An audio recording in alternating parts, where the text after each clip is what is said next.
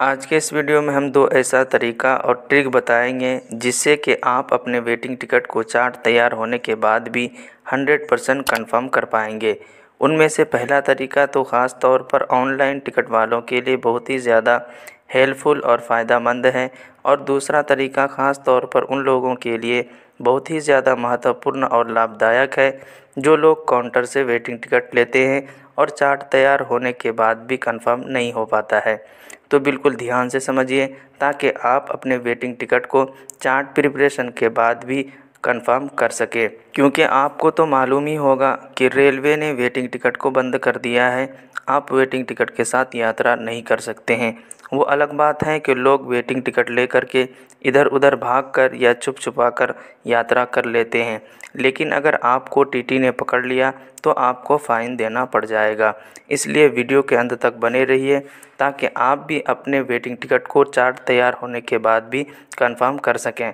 तो बिना किसी देरी के हम यहीं से वीडियो को स्टार्ट करते हैं। सबसे पहले तो हम बात कर लेते हैं ऑनलाइन टिकट के बारे में कि अगर चार्ट प्रिपरेशन के बाद भी वेटिंग में रह जाता है तो आप उस वेटिंग टिकट को कंफर्म कैसे कर पाएंगे।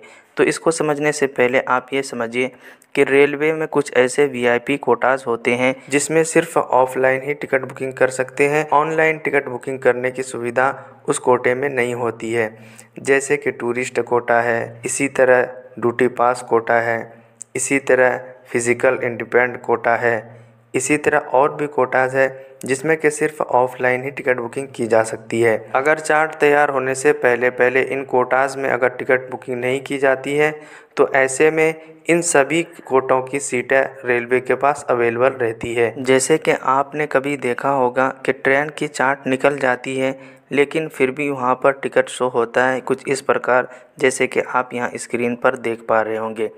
और अगर आपके साथ भी कभी ऐसा होता है कि आपके टिकट की चार्ट निकल चुकी है और आपकी टिकट कंफर्म नहीं हुई है, तो ऐसे में आपको सबसे पहले ये करना है कि जिस ट्रेन की आपकी टिकट है उसी ट्रेन में आपको टिकट सर्च करना है चार्ट प्रिपरेशन के बाद।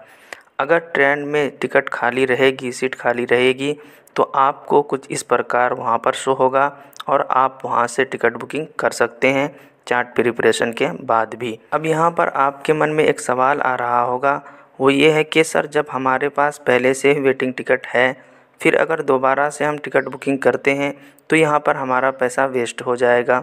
लेकिन दोस्तों मैं बता दूँ कि यहाँ पर आपका पैसा वेस्ट नहीं जाएगा, क्योंकि आपकी ऑनलाइन वेटिंग टिकट है।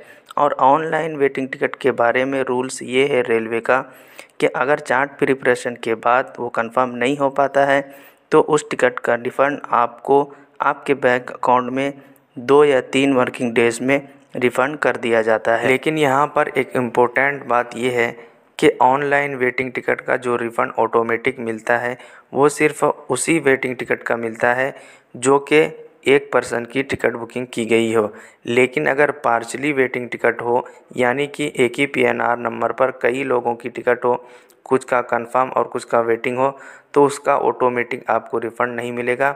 वहाँ पर आपको उस वेटिंग टिकट को कैंसिल करना पड़ेगा। सिर्फ आपका कैंसिलेशन चार्जेस लगेगा 60 रुपीज़ प्लस जीएसटी, और बाकी पैसा आपको रिफ़ंड मिल जाएगा। वहाँ पर आपका पैसा वेस्ट नहीं होगा।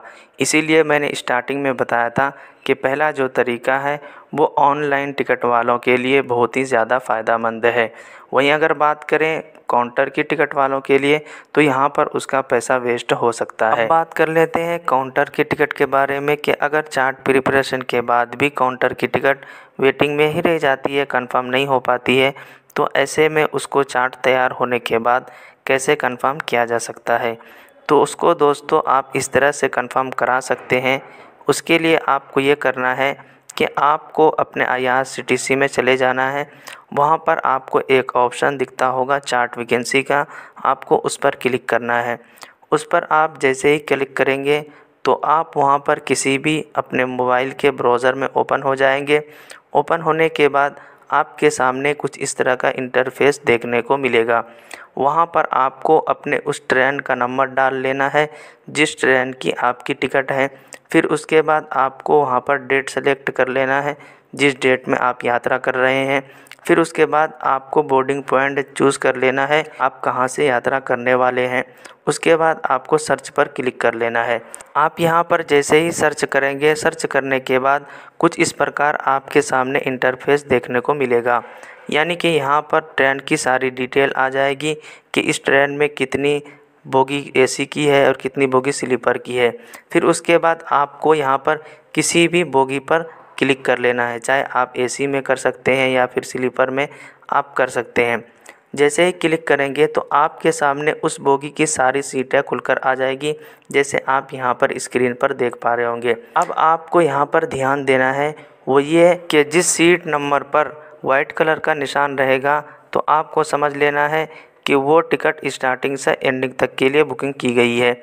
इसी तरह जिस सीट नंबर पर येलो कलर का निशान रहेगा तो आपको समझ लेना है कि वो टिकट स्टार्टिंग से एंडिंग तक के लिए टिकट बुकिंग नहीं की गई है, बल्कि कहीं ना कहीं पर ये सीट खाली ज़रूर है। इसी तरह जिस सीट नंबर पर ग्रीन कलर का निशान लगा रहेगा तो आपको समझ लेना है कि वो सीट स्टार्टिंग से एंडिंग तक खाली है। जब आप इस तरह से चेक कर लेंगे और आपको पता चल जाएगा कि कौन सी सीट नंबर खाली है तो आप टीटी से मिल कर के वो सीट अपने लिए कंफर्म करा पाएंगे।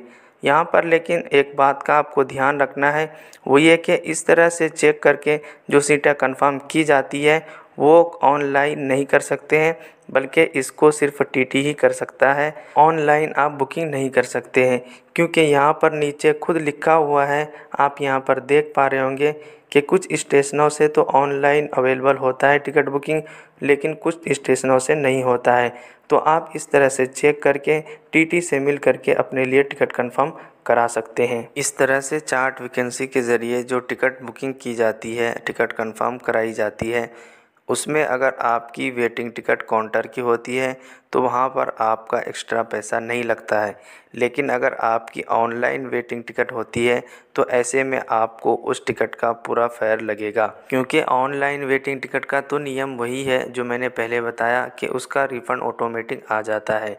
इसलिए अगर आपकी ऑनलाइन वेटिंग टिकट है और आप चार्ट वैकेंसी के ज़रिए टिकट फिर दोबारा से टीटी से मिल करके बुकिंग करा रहे हैं तो वहाँ पर आपको पूरा पैसा लगेगा। इसलिए मैंने स्टार्टिंग में ही बताया था कि दूसरा जो मैं ट्रिक बताऊंगा वो ख़ास तौर से उन लोगों के लिए बहुत ही ज़्यादा फ़ायदेमंद होगा जो लोग काउंटर की वेटिंग टिकट के साथ यात्रा करते हैं, क्योंकि काउंटर की टिकट हो और अगर आप चार्ट वैकेंसी के ज़रिए टिकट कंफर्म टीटी से कराएंगे तो वहाँ पर आपको एक्स्ट्रा पैसा देना नहीं पड़ेगा। तो दोस्तों, इस तरह से आप अपने वेटिंग टिकट को चार्ट तैयार होने के बाद भी कंफर्म करा सकते हैं। दोस्तों, इन्फॉर्मेशन कैसी लगी हो ज़रूर बताइएगा और वीडियो को लाइक एंड शेयर ज़रूर कीजिएगा और साथ ही साथ चैनल को सब्सक्राइब भी ज़रूर करते हुए जाइएगा और अपना प्यारा सा कमेंट ज़रूर कीजिएगा कि आप हमें कितने दिन से देख रहे हैं।